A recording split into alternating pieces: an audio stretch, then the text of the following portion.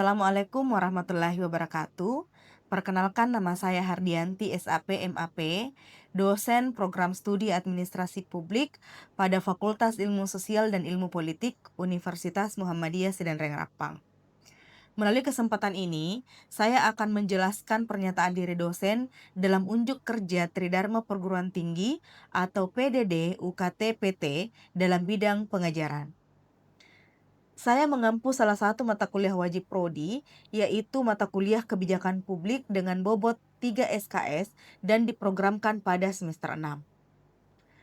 Secara umum, mata kuliah Kebijakan Publik itu membahas tentang konsep-konsep dasar kebijakan publik yang mencakup sejarah, pengertian, dan ruang lingkup kebijakan publik, pendekatan, model, aktor, dan proses formulasi kebijakan. Melalui mata kuliah ini, mahasiswa diharapkan mampu menjelaskan dan mencontohkan konsep dasar, aktor, dan proses formulasi kebijakan publik. Adapun CPL atau capaian pembelajaran lulusan program studi pada mata kuliah ini sebanyak 3, yaitu mampu menguasai konsep dasar dan ruang lingkup kebijakan publik. Yang kedua, mampu menjelaskan proses, jenis, dan model-model kebijakan publik.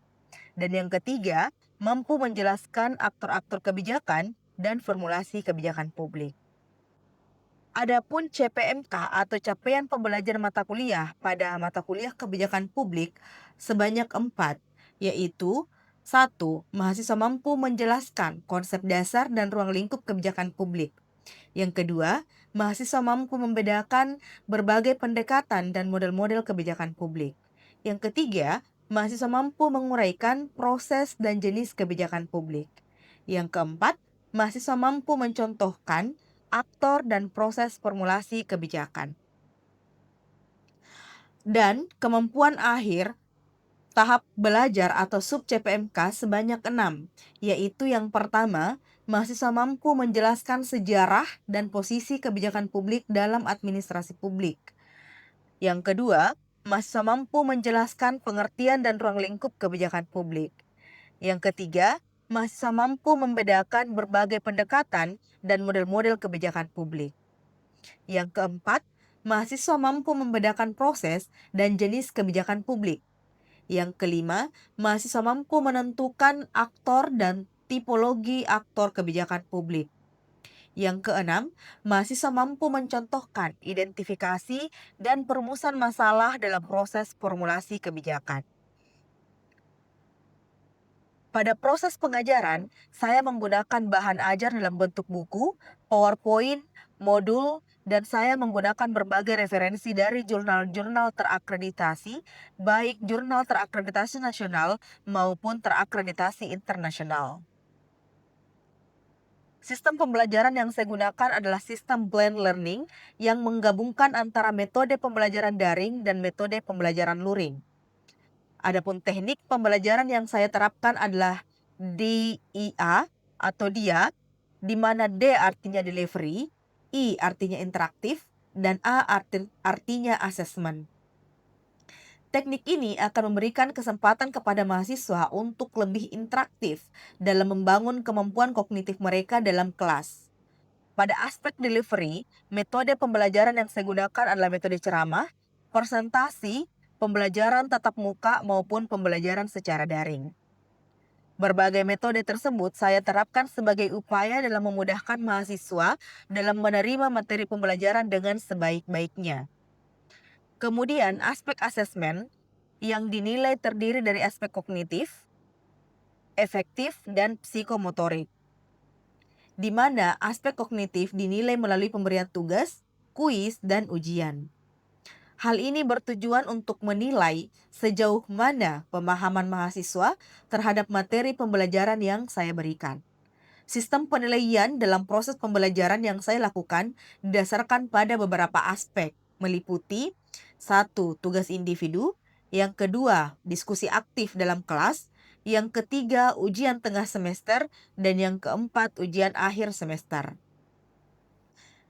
Parameter penilaian tersebut selanjutnya saya konversi berdasarkan aturan internal program studi yang telah disepakati dengan mahasiswa pada saat kontrak perkuliahan. Konversi ini Konversi nilai tersebut terdiri atas yang pertama, tugas individu sebanyak 25%, diskusi aktif dalam kelas sebanyak 25%, ujian tengah semester sebanyak 20%, dan ujian akhir semester sebanyak 30%. Dalam mata kuliah ini, kehadiran tidak dikonversi dalam penilaian mahasiswa, namun menjadi syarat wajib untuk mengikuti UTS dan UAS dengan minimal kehadiran mahasiswa sebanyak 80%. Selanjutnya, saya akan menampilkan video pembelajaran terkait mata kuliah pengambilan keputusan melalui metode luring. Adapun video yang saya maksud adalah sebagai berikut. Ya, bismillahirrahmanirrahim. Assalamualaikum warahmatullahi wabarakatuh.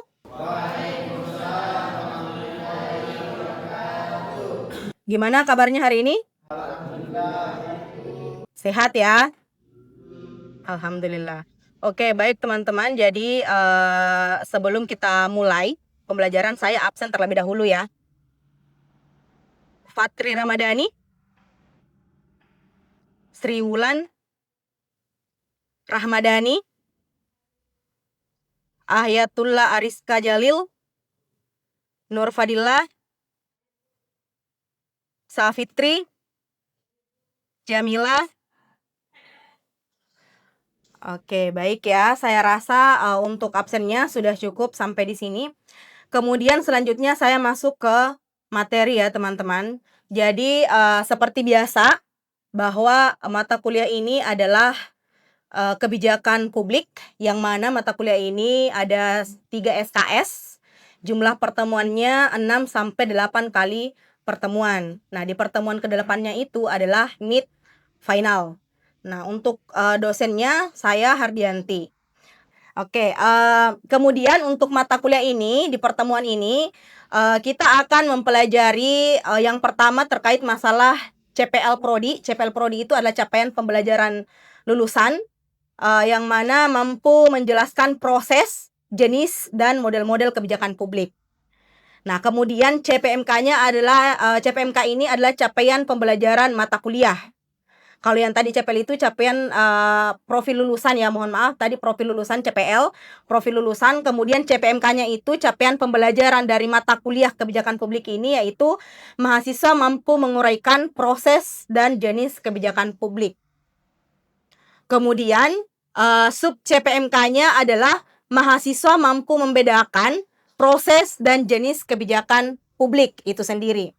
Nah, itu adalah yang akan kita pelajari di pertemuan kali ini. Oke? Selanjutnya, kita ke reflection. Sebelum kita masuk ke materi, kita ke reflection dulu. Apa sih itu reflection? Coba siapa? Saya Bu. Ya, silakan. Reflection adalah pengulangan materi yang telah dipelajari minggu lalu, Bu. Oke. Siapa yang bisa menyampaikan apa yang kita pelajari dari minggu lalu itu? Ya, Bu. Ya, silahkan. Yang materi yang minggu lalu itu ya itu model-model kebijakan publik. Model-model kebijakan publik. Ada yang bisa sebutkan ada berapa model-model kebijakan publik itu? Bu. Ya, silahkan. Jadi model-model kebijakan publik itu ada 10 model. Ada 10 model ya? Oke, stop. Siapa yang bisa menyebutkan 2 saja di antaranya? Ya, silahkan. Jadi yang pertama itu ada masa dan yang kedua ada kelompok. Oke, jadi tolong kota tingkat dicatat ya, siapa yang menjawab, karena saya tidak bisa ingat namanya. Tolong dicatat, nanti kirimkan ke saya siapa yang menjawab. Selanjutnya siapa yang mau menambahkan? Ya, silahkan. Model sistem politik dan juga model institusional. Model institusional. Oke, siapa yang bisa sebutkan 2 dari terakhir dari model-model itu? Ya, silahkan. Jadi 2 dari terakhirnya yang pertama adalah model rationality atau rasionalitas model, dan yang kedua incremental model. Oke, baik, bagus ya, ternyata ingatannya masih oke, nice. Nah, sekarang kita lanjut. Pernah nggak sih, apa sih kebijakan publik yang kemudian ramai dibicarakan saat ini? Saya Bu. Ya. Isi. Apa lagi? Oke, ini adalah kebijakan-kebijakan publik yang sedang ramai dibicarakan saat Prabowo menjadi presiden belakangan ini ya. Nah, ini ada makanan bergizi gratis nih. Nah, ini yang materi atau kebijakan publik yang saat ini masih menjadi perdebatan publik. Nah, kemudian ada juga tuh peningkatan tarif PPN menjadi 12%. Nah, ini juga yang kemarin sangat-sangat lama diperbincangkan oleh publik, bahkan sampai sekarang. Jadi ada banyak kemudian kebijakan-kebijakan publik yang kontroversial atau ramai dibicarakan di saat ini. Nah, ini adalah contoh-contoh dari kebijakan-kebijakan itu, dan masih banyak lagi yang belum terdistribusi di sini. Nah, selanjutnya, apakah kalian pernah mengkritik kebijakan pemerintahan? Pernah nggak mengkritik kebijakan pemerintahan? Karena demo Pernah ikut mendemo? Mendemo apa? banyak Bu. Seperti naiknya BBM. Naik BBM, pernah ikut demo BBM, kenaikan BBM. Apa hasilnya? Ya, Ada lagi, pernah lagi nggak ikut di dalam atraksi atau mungkin di media sosial mungkin mengkritik kebijakan publik yang ada saat ini? Pernah nggak? Karena misalnya ada kebijakan yang dibuat oleh pemerintah yang sebenarnya kita tuh nggak setuju dengan adanya kebijakan itu. Pernah? Banyak ya? Banyak contoh-contoh kebijakan yang kemudian kontroversial. Tapi apakah kemudian kalian pernah mendapati ketika berdiskusi sama temannya, mengkritik kebijakan itu, pernah nggak kalian ditanya, apa sih kritikanmu tidak mendukung, apa kritikanmu itu tidak membangun, apa sih kritikanmu hanya omongan kosong, pernah nggak dikatakan seperti itu? Sering ya? Di media sosial kan kita sering dapatkan ya, kalau orang mengkritik sebuah kebijakan, tiba-tiba langsung muncul semua headset komen di dalam. Apa sih, omong saja, memangnya kamu bisa kalau jadi pemerintah? Banyak kan? Iya, banyak. Nah, itu adalah contoh-contoh head comment ketika kita berbicara soal atau mengkritisi soal kebijakan publik. Nah, kemudian apakah hal itu baik ketika ada head comment seperti itu? Baik ya, kalau ada head comment baik.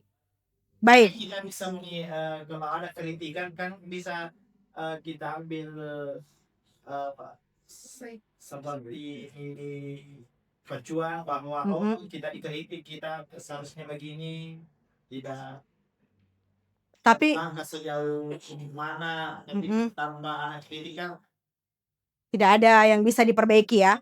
Oke, nah kemudian apakah kemudian ketika muncul head comment seperti itu, apakah kemudian kita berpikir bahwa kritikan saya ini memangnya harus membangun ya? Pernah enggak kalau misalnya dikritik, misalnya ada kebijakan kita kritisi, kemudian tiba-tiba muncul, apa aja itu mau bilang, omong kosong saya itu mau bilang, tidak ada sama sekali membangun. Nah, ketika mendapat komen seperti itu, apakah kemudian kita berpikir, apakah kritikan saya harus berdampak? Pernah enggak kira-kira berpikir seperti itu? Sering ya? Nah, oke. Next. Nah, kalau katanya Thomas Erdai, kalau next ya. Kalau katanya Thomas Erdai, dia itu bilang bahwa kebijakan publik itu, it's whatever government choose to do or not to do. Jadi apa yang kemudian dipikirkan pemerintah, apa yang dipilih pemerintah, apakah dia mau bertindak atau dia tidak mau bertindak, ya itu adalah kebijakan publik.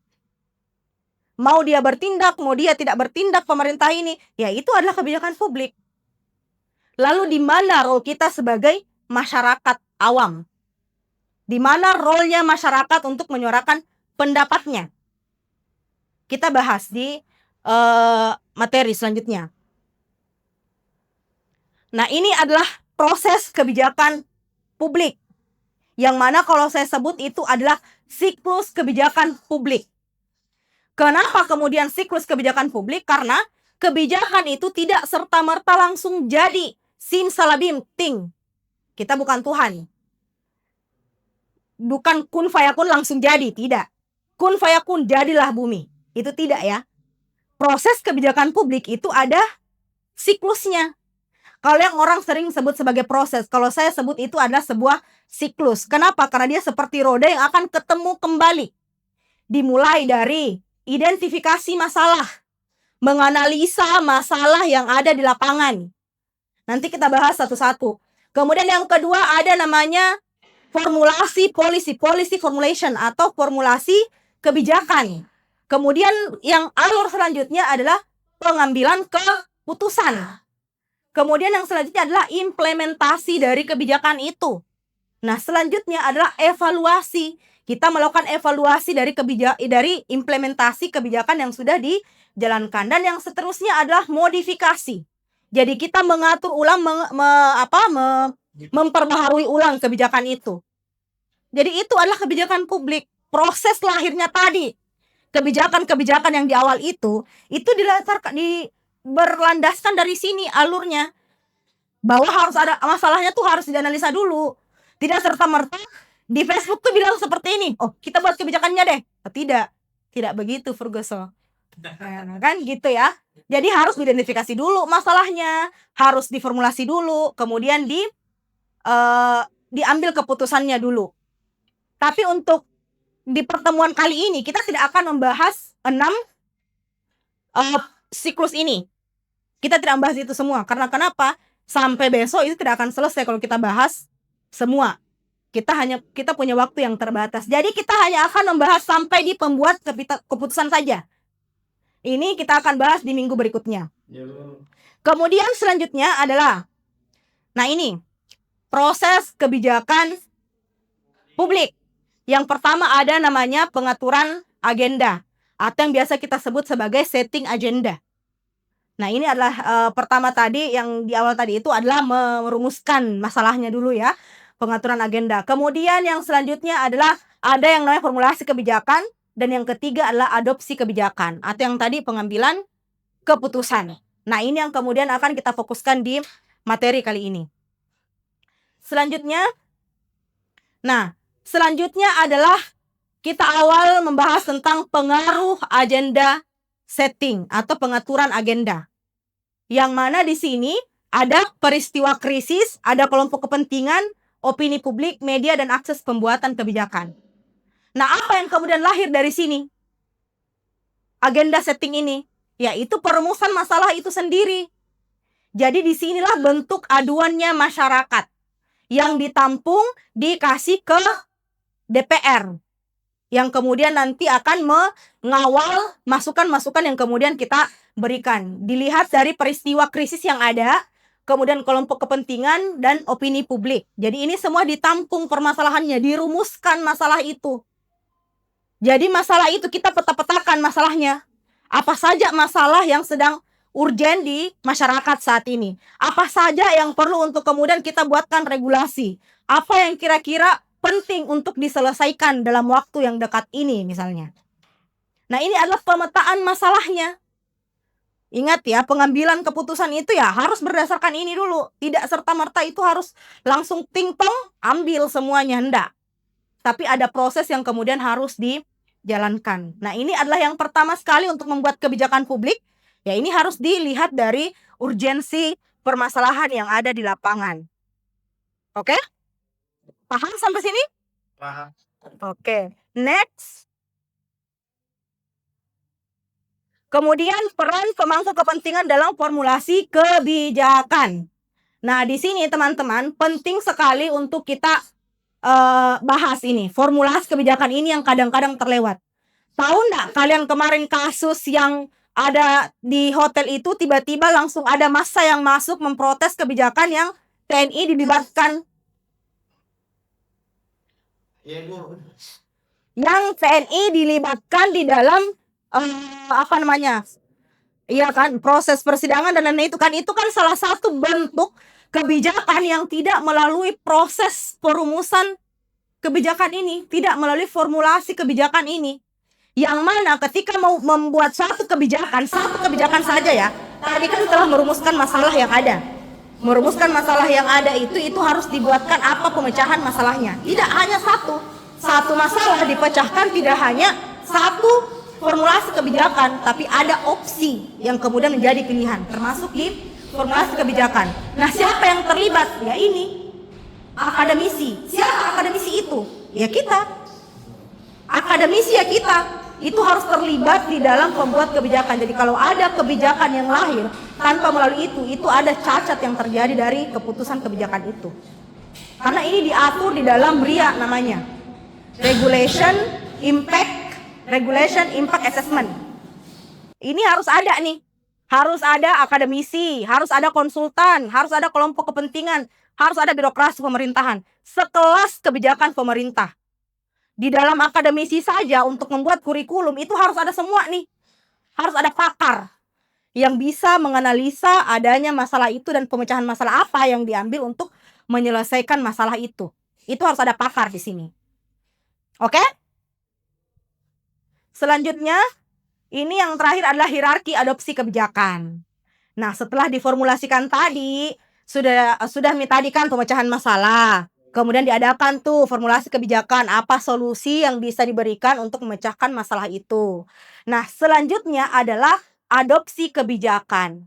Nah, tadi rumusan kebijakan yang sudah kita formulasikan itu dibawalah ke sini. Itu di sini proses legislatif kebijakan dan adopsi melalui perdebatan dan pemungutan suara. Itu yang sering itu di kantor DPR RI. Memperdebatkan soal regulasi yang akan kemudian kita bentuk di dalam mengambil sebuah keputusan atau kebijakan publik itu sendiri. Nah, kemudian setelah proses legislatif ini selesai, yang gitu anggota dewan, MPR dan lain-lainnya, setelah ini selesai dia masuk ke proses administrasi. Nah, tadi itu melibatkan lagi si RIA itu, RIA, Regulation Impact Assessment. Nah, kebijakan adopsi melalui peraturan. Kemudian yang terakhir itu adalah keputusan eksekutif, yaitu cap dan tanda tangannya presiden untuk mengesahkan kebijakan itu. Jadi ingat, makanan bergizi yang diberikan ke masyarakat itu, yaitu tidak hanya karena itu programnya pemerintah, makanya itu harus ada. Itu ada proses yang kemudian ada di situ. Apa urgensinya makan gratis itu? Nah, seperti itu ya teman-teman ya. Paham sampai di sini? Oke, ada pertanyaan enggak? Oke. Selanjutnya, ya, thank you very much for your attention. Kemudian nanti di pertemuan minggu depan kita akan membahas tentang siklus implementasi dan evaluasi kebijakan. Jadi ada 3 materi berikutnya yang kemudian lanjutan dari materi hari ini. Jadi nanti di pertemuan minggu depan itu harus diingat kembali, dipelajari ulang sebelum masuk di kelas, karena seperti biasa saya akan menanyakan refleksi apa yang kemudian kalian dapatkan dari minggu lalu. Oke, baik teman-teman, saya rasa untuk pertemuan hari ini cukup sampai di sini. Terima kasih untuk partisipasinya dan mohon maaf jika ada kesalahan kata. Saya akhiri, bila bisa bilhaq, fastabikul khairat. Assalamualaikum warahmatullahi wabarakatuh. Waalaikumsalam warahmatullahi wabarakatuh.